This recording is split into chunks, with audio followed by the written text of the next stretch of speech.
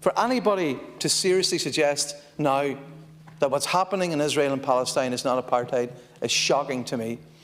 I've seen it with my own eyes.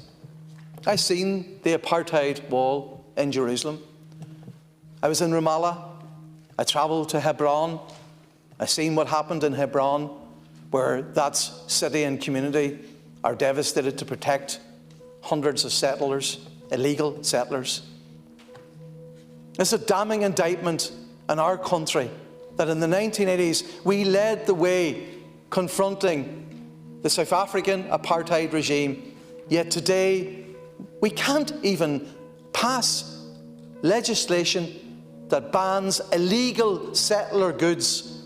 These settlements are illegal under international law, yet we do commerce with those who are responsible for that repugnant situation. We can't even do that. We can't even pass that law in this country. We can't recognise the Palestinian state. History will judge those who sit on the fence, and history will shame those who bury their heads in the sand while the Palestinian people continue to suffer at the hands of an oppressive, brutal, occupying apartheid state that is Israel. Minister, you must act. You cannot afford to sit on your hands and not act. You must call Israel out for the apartheid policies and the apartheid regime in which they use against the Palestinian people. The Amnesty International report is clear. It's devastating in its clarity. It concludes that Israel perpetrates apartheid. It notes that Israel's civilian administration, its military authorities, its governmental and quasi-governmental institutions are involved in the enforcement of the system of apartheid against Palestinians.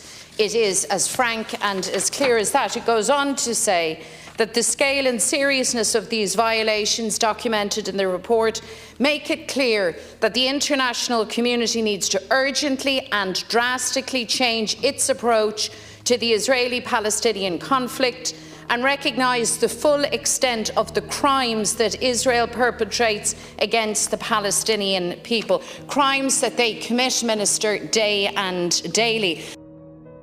The report makes for disturbing reading. It outlines how Palestinians are dealt with as an inferior racial group and how Israel oppresses and segregates them. It shows how Israel is putting in place a regime aiming to dominate and oppress Palestinians. It does this through territorial fragmentation, segregation and control, dispossession of land and property, and by the denial of economic and social rights, but also through forcible transfers, administrative detention and torture, unlawful killings, denial of basic human rights and freedoms, and by persecution. Ireland has a long and proud tradition of support and solidarity with the people of Palestine. While many of the crimes of Israel's apartheid have long been raised in the Dáil, the EU's central involvement in the arms trade to Israel has seldom been raised.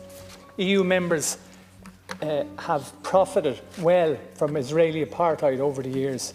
Since 2012, EU member states have sold arms to Israel to the tune of nearly 700 million per year. Between 2014 and 2018, Germany and Italy alone supplied 35% of Israel's arms imports. EU states make large profits selling deadly arms to states like Israel, states that frequently abuse international law, suppress and murder peaceful protesters. Fine Gael and Fianna Fáil and Green TD stood up one after the other, saying it was intolerable.